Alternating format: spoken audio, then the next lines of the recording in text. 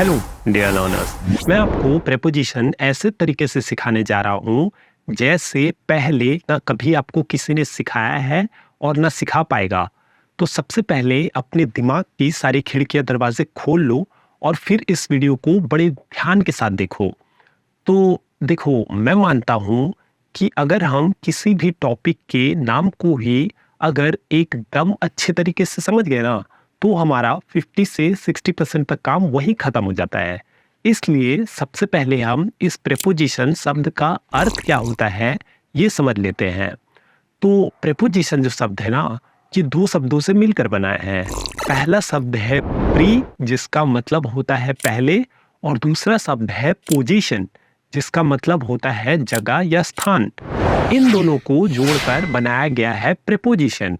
अब ध्यान रहे, इन दोनों को जोड़ने पे प्रोनाउंसिएशन प्रीपोजिशन नहीं होता, प्रेपोजिशन होता है, जिसका मतलब है किसी जगह के नाम से पहले आने वाला शब्द। ये तो हो गई वो जानकारी जो तुम्हें YouTube पर कोई भी दे देगा, पर अब मैं तुम्हें वो जानकारी देता हूँ जो तुम्हें कोई भी कहीं भी नहीं दे सकता।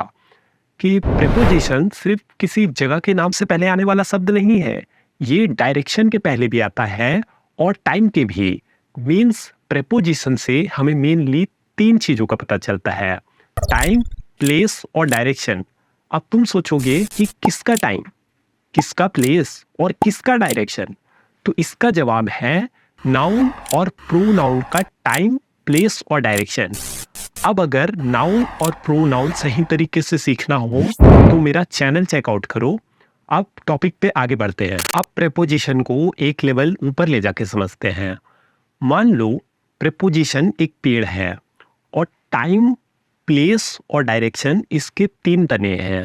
अब इन तीन तनों में से छोटी छोटी डालियां लिख ली है, जैसे डे, मंथ, ईयर, विलेज और फेसिंग डायरेक्शन। ठीक है। और इसके पत्ते प्रेपोजिशन वर्ड्स हैं, जैसे इन, ऑन, एट और बाकी सब। अब बड़े ध्यान से समझो कि मैं क्या समझा रहा हूं। टाइम को देखो, टाइम जो है ना, ये बहुत तरह का होता है, जैसे डे, मंथ, सीजन, ईयर और बाकी सब। तो अब तुम सोचोगे कि डे कैसे टाइम हो सकता है, ये तो दिन होता है ना, ये तो दिन होता है। तो देखो, ये कैसे टाइम है, इसे अच्छे से समझो।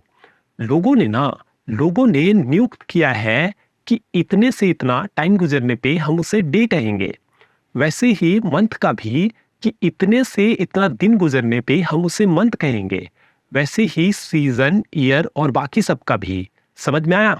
तो ये डे, मंथ, ईयर, सीजन, ये सभी क्या है? ये सभी एक पीरियड ऑफ टाइम है। अब देखो प्लेस को, प्लेस भी बहुत तरह का होता है, जैसे दिल्ली। दिल्ली क्या है? दिल्ली इंडिया में एक प्लेस है, एक स्टेट है ना? वैसे ही विलेज एक प्लेस, एक जगह होता है। अच्छा तुम बताओ, विलेज किससे कहते हैं? सोचो सोचो, क्या हुआ, नहीं पता? चलो मैं ही बताता हूँ। एक अनडेवलप्ड जगह जहाँ टेक्नोलॉजी ना के बराबर हो, जहाँ बड़ी बड़ी बिल्डिंग्स ना हो और लोग अपना जीवन चलाने के लिए खेती बाड़ी और मजदूरी करते हो, है ना? अब देखो डायरेक्शन को, डायरेक्शन भी बहुत तरह का होता है, जिसमें से पहला है कार्डिनल डायरेक्शन, जिसे हम बेसिक डायरेक्शन भी बोलते हैं। अब कई लोगों के लिए तो ये सारा का सारा शब्द ही नया होगा, इसलिए सबसे पहले हम इन शब्दों का मतलब जान लेते हैं, तो बाकी बातें फिर अपने आप ही समझ आ जाएंगी। कार्डिनल डायरेक्शंस मीन्स वो दिशाएं जिन्हें हम कहते हैं नॉर्थ, साउथ, ईस्ट और वेस्ट। स्पेशल डायरेक्शन मीन्स वो दिशाएं जिन्हें हम डिग्री में लिखते हैं, जैसे 33 डिग्री लेफ्ट या 33 डिग्री ईस्ट। वो सभी डायरेक्शंस इसके अंदर आते हैं। बॉडी रिलेटेड डायरेक्शन मीन्स वो दिशाएं जिन्हें हम कहते हैं up, down, left, right, front, back, beside. वो सभी डायरेक्शंस इसके अंदर आते हैं। फेसिंग डायरेक्शन मीन्स वो दिशाएं जिन्हें हम कहते हैं फॉरवर्ड, टूवर्ड, और एट भी फेसिंग डायरेक्शन के अंदर ही आता है। अब ये मत सोचने लगना कि इतने ही प्रपोजिशन होते हैं। ये तो मैंने इसमें सिर्फ समझाने के लिए बनाया है, ताकि तुम्हारा कॉन्सेप्ट क्लियर रहे और तुम्हारे पास हर क्यों का जवाब रहे। और तुम एक प्रेपोजिशन का अलग अलग यूजेस सीखते समय कंफ्यूज ना हो। प्रेपोजिशन तो बहुत है जिन्हें हम एक एक करके एकदम डिटेल में समझेंगे, ताकि तुम हर एक प्रेपोजिशन का एकदम सही सही यूज करना सीख सको और अपनी इंग्लिश लैंग्वेज को और भी बेहतर बना सको। तो आज हम सबसे पहले प्रेपोजिशन ऑन के सभी यूजेस सीखेंगे। शुरू करने से पहले एक बात जो तुम्हें ऑन के बारे में सबसे पहले पता होनी चाहिए, वो ये है कि ऑन का हर जगह सेंस पर का नहीं होता है। अलग अलग सेंटेंसेस में ऑन का अलग अलग मीनिंग होता है। जैसे एग्जांपल के लिए एक सिंपल सा वर्ड लेता हूँ, प्ले। अब प्ले का बहुत सारा मीनिंग होता है। अगर प्ले को एक सेंटेंस में एज अ वर्ब यूज किया जाए तो इसका मतलब होगा खेलना, बजाना, नाटक करना या मजाक उड़ाना। और अगर इसका यूज एक सेंटेंस में एज अ नाउन किया जाए तो इसका मतलब होगा नाटक या खेल। तो देख रहे हो, शब्द एक ही है बट अलग अलग सेंटेंसेस में अलग अलग मीनिंग निकल रहा है। वैसे ही ऑन का भी बहुत मतलब होता है, जैसे पर, को, में, और एक वो ऑन ऑफ वाला ऑन यानी बंद चालू वाला ऑन। और हाँ, ऑन का मतलब के पास भी होता है बट हम उस पर फोकस नहीं देंगे, क्योंकि हम इसके लिए दूसरे प्रपोजिशन का भी यूज कर सकते हैं। जरूरी नहीं कि हम ऑन का ही यूज करें। ऑन का बेसिक मतलब पर ही होता है, इसलिए 90% ऑफ द टाइम अगर ऑन किसी सेंटेंस में यूज किया गया हो तो इसका मतलब पर ही होगा। बट सिर्फ 10% केसेस में इसका मतलब को, में और चालू होता है। एक बात और, ऑन शब्द का यूज एक सेंटेंस में सिर्फ एज अ प्रेपोजिशन नहीं होता है, इसका यूज एज एन एडवर्ब भी होता है और इससे कई तरह के फ्रेजेस को भी बनाया गया है। यही छोटी छोटी बातें पता न होने के कारण जब लोग तुम्हें एक प्रेपोजिशन के ऑन यूजेस सिखाते हैं तो तुम्हें समझा नहीं पाते हैं कि किस सेंस में उस स्पेसिफिक सेंटेंस में इसका यूज किया गया है, और वो तुम्हें कहते हैं इसे रट लो, यही नियम है। अरे नियम बनाया क्यों गया है वो तो सोचो, है ना। एक की पॉइंट जो मैंने ऑन के बेसिक मीनिंग को ध्यान में रखते हुए बनाया है ताकि तुम ऑन का सही से यूज कर सको, इसे अपने भेजे में डाल लो और लॉक कर दो कि ऑन वहां लगेगा जहां सेंटेंस बोल रहा होगा नाउन या प्रोनाउन पर। किस पर? नाउन या प्रोनाउन पर। तो अब सीखते हैं ऑन का पहला यूज। ऑन का पहला यूज है किसी टॉपिक पर, किसी बात पर या किसी चीज पर बेस्ड होना, और हिंदी सेंटेंसेस में सेंस पर का होगा। एग्जाम्पल देखते हैं। यह किताब पौराणिक कथा पर आधारित है। किस पर बेस्ड है? नाउन या प्रोनाउन पर। तो पौराणिक कथा क्या है? एक नाउन है, इसलिए नाउन पर। अब इसको ट्रांसलेट करते हैं। यह किताब आधारित है किस पर? On urban legend. अब तुम कहोगे कि मैंने पूरा सेंटेंस ट्रांसलेट क्यों नहीं किया? देखो, मैंने इसलिए नहीं किया क्योंकि मैं यहाँ एकदम ग्राउंड जीरो से इंग्लिश बोलना सिखा रहा हूँ।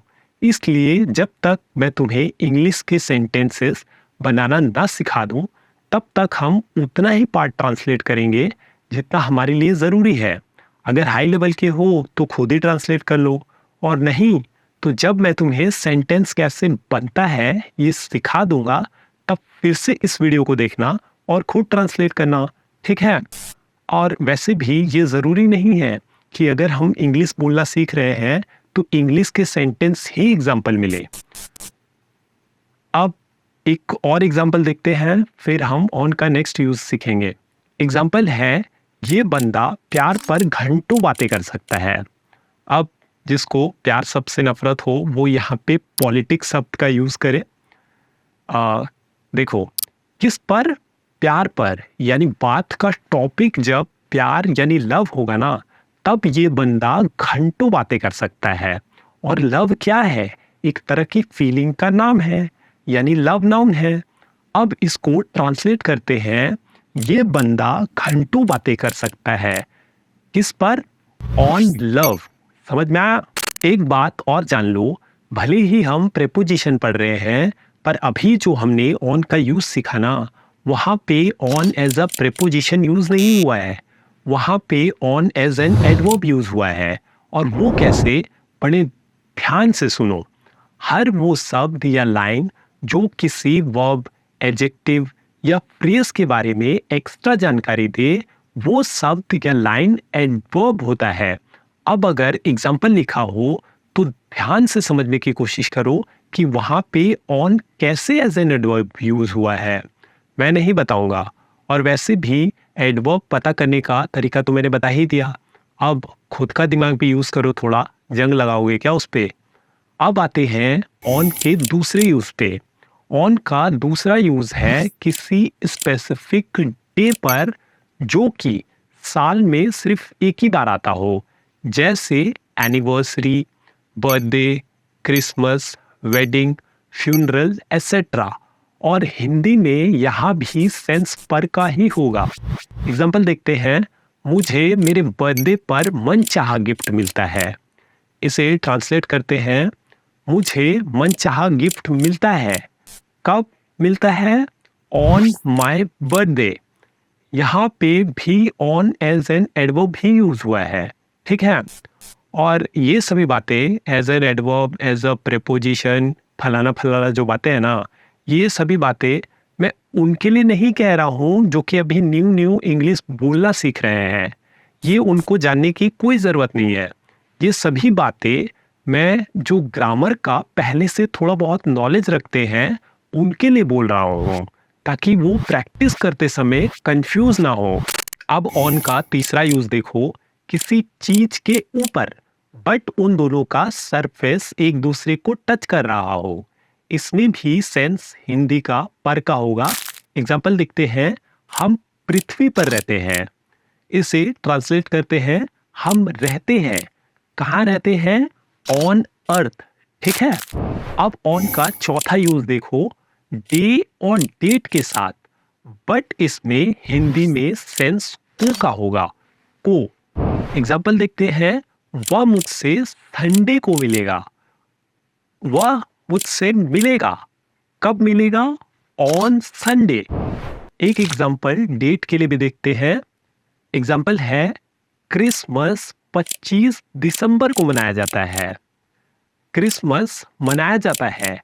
कब मनाया जाता है? ऑन 25 दिसंबर।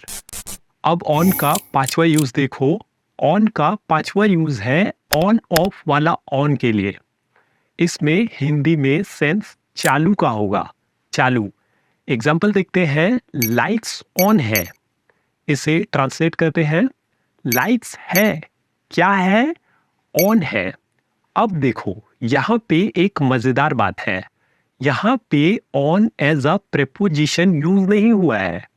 अब तुम कहोगे हाँ हाँ एज एन एडवर्ब यूज हुआ है, पता है, बता चुके हो। नहीं, यहाँ पे ऑन एज एन एडवर्ब भी यूज नहीं हुआ है। यहाँ पे on as an adjective use हुआ है। और वो कैसे, उसे जानने के लिए ऊपर आई बटन पर दिख रहे वीडियो पर क्लिक करो। उसमें मैंने बताया है कि एडजेक्टिव क्या है और उसे कैसे पहचाने। इसलिए मैं एक ही बात बार बार नहीं बताऊंगा। और ऑन एंड ऑफ एक फ्रेज भी है। अब आते हैं ऑन के छठवें यूज पे। जैसा कि मैंने स्टार्टिंग में बताया था कि ऑन से कई तरह के फ्रेजेस को भी बनाया गया है, और ज्यादातर फ्रेजेस में ऑन का सेंस पर का ही होता है। एक एग्जांपल लेते हैं। जैसे मैं कहता हूं यह कार बैटरी पर चलती है। इसे ट्रांसलेट करते हैं। यह कार चलती है किस पर? On battery. हाँ, ये एक फ्रेज है। कौन सा फ्रेज है? रन्स ऑन वाला फ्रेज। लोग जो तुम्हें बताते हैं ना, कोई चीज किसी के जरिए चले और रेगुलर कंज्यूमिंग समथिंग और पता नहीं क्या क्या, ये वो नहीं है। देखो, मैं किसी को गलत नहीं कह रहा हूं, सबका समझाने का अपना अपना तरीका होता है।